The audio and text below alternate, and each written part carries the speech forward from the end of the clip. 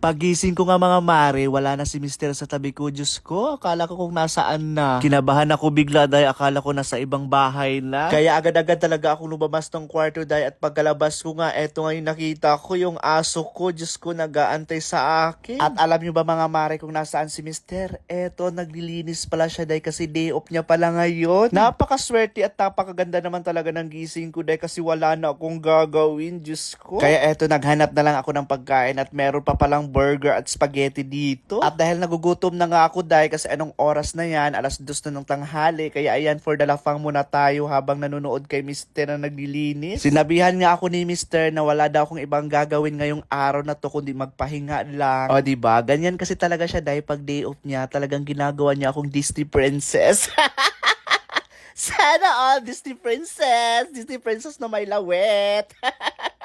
Ayan, nakita nyo naman mga mare kung gaano kasipag tong mister ko. Diyos ko, lahat ng sulok ng bahay talagang malinis. At pagkatapos niya nga maglinis ng buong bahay, ay eto yung mga anak naman namin ang niligo niya. O diba, bongga mga mare, talagang wala na akong ginagawa. Nagbubuhay prinsesa ako for today's video. At ayan na nga mga mare, tapos na nga maligo si Kuya Kurt at si Kuya Mimo naman. Hindi ko na lang bibidyohan kasi ayaw talaga magpaligo ni Kuya Mimo at talaga hinila pa namin papuntang CR. At habang nililigo nga si Kuya Mimo, dahil ito naman si Baby Kurt, nilalaro ko naman dito sa kama. Kinahapunan nga mga mare, eto umakyat nga ako dito sa may taas namin at nagluluto nga sila dito ng ulam at nagsasaing at naglilinis din. 3:00 na kasi ng hapon yan day at hindi pa kami kumakain kaya ayan, nagluluto na lang si Mister ng maling. At ayan, mabilis lang naman tong maluto kaya ayan, kumain kami agad mga mare.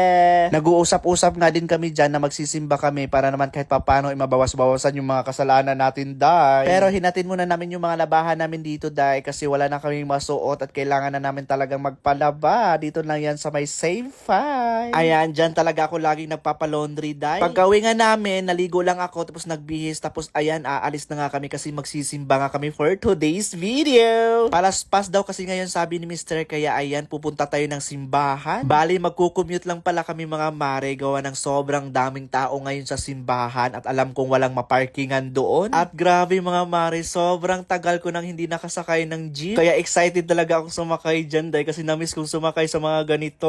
Simula kasi nung nagkaroon ako ng motor dahil lagi na talaga akong nagmumotor. Siyempre naman diba, alam nga naman magji-jeep ka pa, mamasahe ka pa, may motor ka naman na. Kaya nung nakasakay ako dito dahil grabe talaga ang saya ko. Ewan ko, pero ang sarap sa feeling.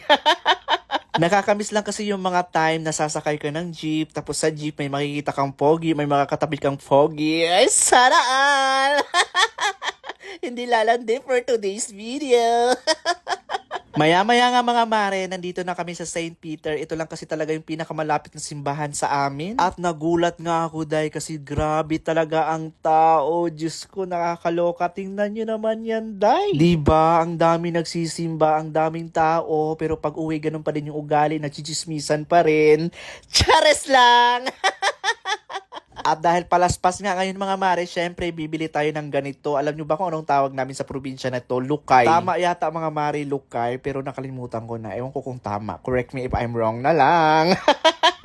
At syempre dahil sobrang daming tao mga mare, makikipagsiksikan tayo dito dahil. Grabe kung makikita nyo mga mare, hanggang doon na sa overpass yung mga tao. Sinadya din kasi talaga namin na gabi kami pumunta kasi alam ko pag tanghali sobrang init dito dahil talagang malulusaw yung malahart evangelista mong katawan kapag tanghali ka nagpunta dito. Ayan, shoutout pala sa mga boiler ito na napapa-shoutout habang navi-video ako for today's video. Ayan, shoutout sa'yo, be! Ayan, magbago ka na ha. Huwag puro simba pero hindi nagbabago. Eme lang!